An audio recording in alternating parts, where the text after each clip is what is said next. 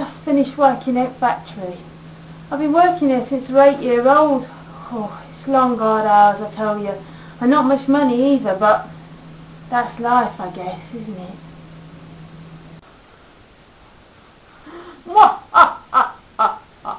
I'm so rich, so well fed, you know. I have hundreds of employees in my factory, yes. Hundreds of them. I pay them just the right amount, you know. Not so little that they get sick and die, but, you know, not so much that it eats into my profits. Yes.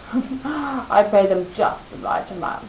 Make sure I get enough money for me. Hi, I'm Karl Marx, the German guy who loves sociology, and when I saw societies like this, I felt that it was fundamentally unfair. The middle-class factory owners, I call them the bourgeoisie, just exploit the poor working-class people. I call them the proletariats. This system is very unfair.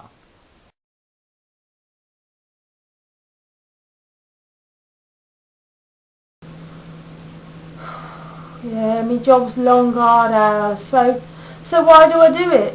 Well, I need the money really, because if I didn't work, then all my family would starve to death. Because no one's going to give us any financial help, you know, not in this day and age, so we've got to look after ourselves. And no, I don't like my employer, but, you know, all employers are the same, so even if I left this one, another employer would be just like it. And hard work, it's good for the soul, I suppose, isn't it? Yeah, it's good for the soul. I know my workers have a poor standard of living, but frankly, I don't care. I mean, it's all they've ever known. They just don't know any better. And if they realised just how poor life was for them, I mean, they might rebel. They might join together and try to overthrow me.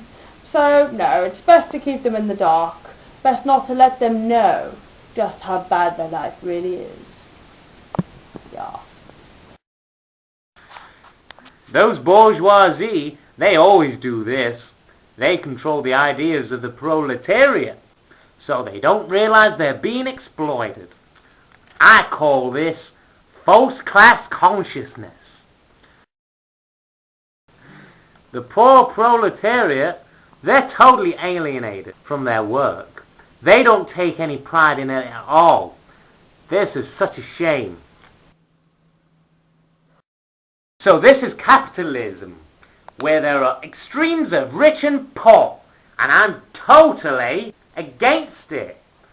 This is the way England and Europe were in the 1850s, when I was alive.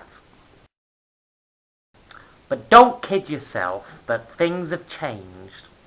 You still live in a capitalist society where there are extremes of rich and poor. The only fair type of society would be a communist society, where everyone is equal and all the money is shared and there is no private property. But how will this revolution come about, you ask? Well, if the proletariats can overcome their false class consciousness, they can join together and rise up against the oppressive capitalists and overthrow them in a communist revolution.